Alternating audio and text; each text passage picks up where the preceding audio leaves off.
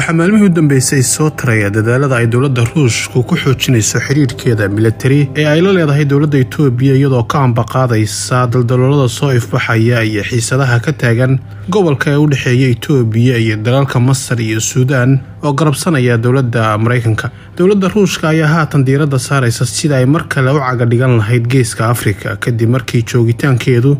uu meesha ka maqnaa muddo 10 sano ka hor, iyadoo arrintan ay maanta si habsami leh uga muuqato dhammaan dhaqdhaqaaqyadiisa uu mar kale ku doonayo inuu gacantiisa dib ugu soo ceshado saameyntiisii hore ee geeska Afrika iyo badda cas ee soo jiray ee lahaa heer militari iyo weliba heer siyaasadeed oo adag. Inkastoo ay dhibaatooyin badan kala kulantay tan iyo dib u bilowgii soo gelitaankeedii gobolka oo aan weli gaarsiisnayn heerkii ay ka doonaysay, haddana waxay saameynteeda uu si dadban uga jiray gobolka tan iyo 2008 xiriirkeedu waqtigaa si joogta ah ayuu u sii kordhiyay. Dhanka kale, xiriirka ka dhexeeya Ruushka iyo Itoobiya wuxuu soo jiitamay in ka badan hal qarni oo dhow, iyadoo Itoobiyaanku ay xasuustaan in hubka Ruushku uu ahaa hubkii Talyaaniga uu kaga adkaaday dagaalkii la baxay Adwa ee 1895. saldhigyada kale ee iyana xusida mudan waxaa ugu horeeya xiriirka diblomaasiyadeed ee Ruushka iyo Itoobiya oo soo bilowday sanadkii 1902, inkastoo xiriirka rasmiga ah ee labada dal uu ku soo aaday 1943.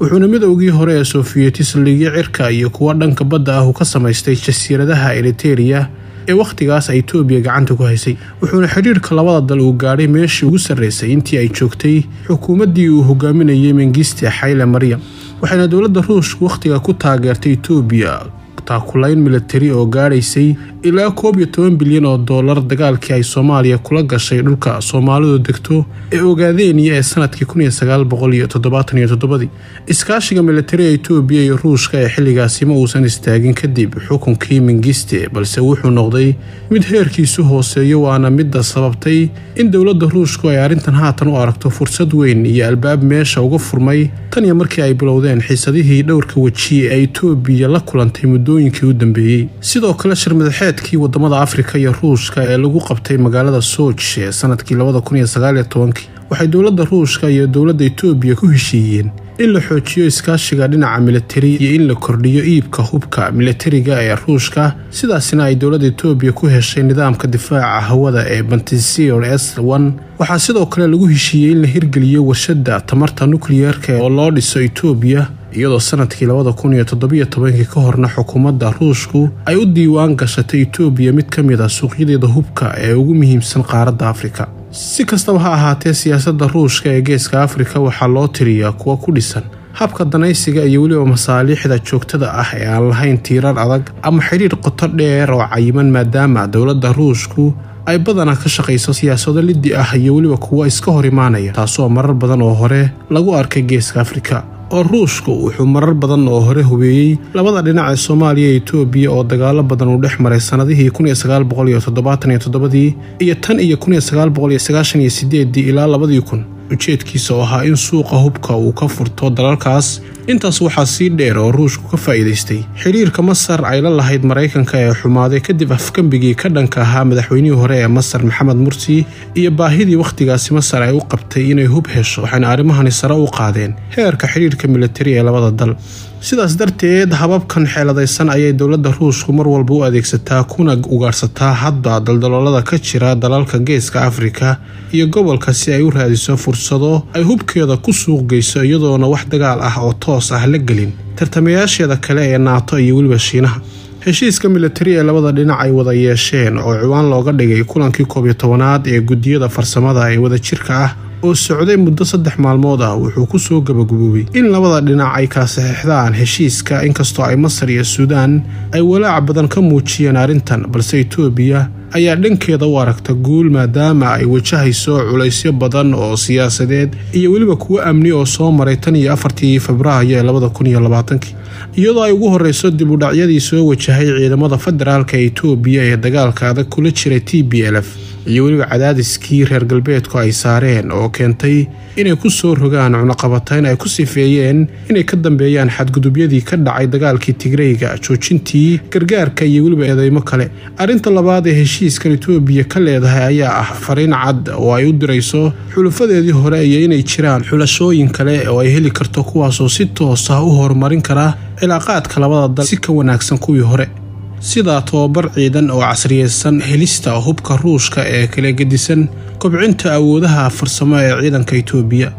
danaha kale ee Ruushku ka leeyahay heshiiskan waxaa qaab dhismeedkiisa istiraatiijiyadiisu salka ku haysaa sidoo uu mar kale dib ugu soo laaban lahaa qaaradda Afrika, sidoo kale isagoo si ambaqaadaya siyaasadda cafin ah oo ku bedelanayo iibsiga hubka, wuxuuna awood u yeeshay inuu si dhaqsi ah ugu sii siqo Afrika kana gaadho guulo istiraatiiji ah oo muhiim ah. wuxuu tan iyo sanadkii 2014 ilaa haatan awood u yeeshay inuu xiriir militari la yeesho ugu yaraan 20 dal oo Afrikaan ah, lagana yaabo in intaa ka sii kororto. wuxuuna Ruushku intaa kadib noqday wadanka ugu badan ee hubka siiya dalalka Afrika ee ka hooseeya saxaraha Afrika, waxayna iyadoo taabagelinaysa qaabkan ay ka cafisay Itoobiya deyn gaadhaysa 163.6 milyan oo dollar si ay albaabka ugu furto iskaashi militari oo ballaaran. ahdaafta muddada gaaban uu ka leeyahay heshiiskan waa inuu ku guuleysto waxyaabaha ay ka midka yihiin dardargelinta iibka hubkiisa iyo sii xoojinta suuqa hubka ee Itoobiya mustaqbalka fog, dib u dhiska xulafo toos ah oo dhanka geeska Afrika marka lagu daro dib u nooleynta saameyntiisii hore ee uu lumiyay 30 sano ka hor. halka ahdaafta waqtiga fog ee uu doonaya ay yihiin